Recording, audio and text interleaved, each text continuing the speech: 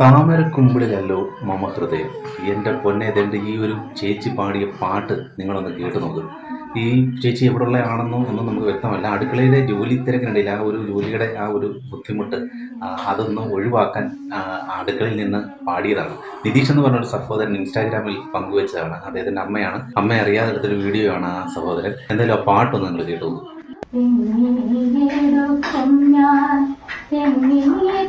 കൊടുക്കും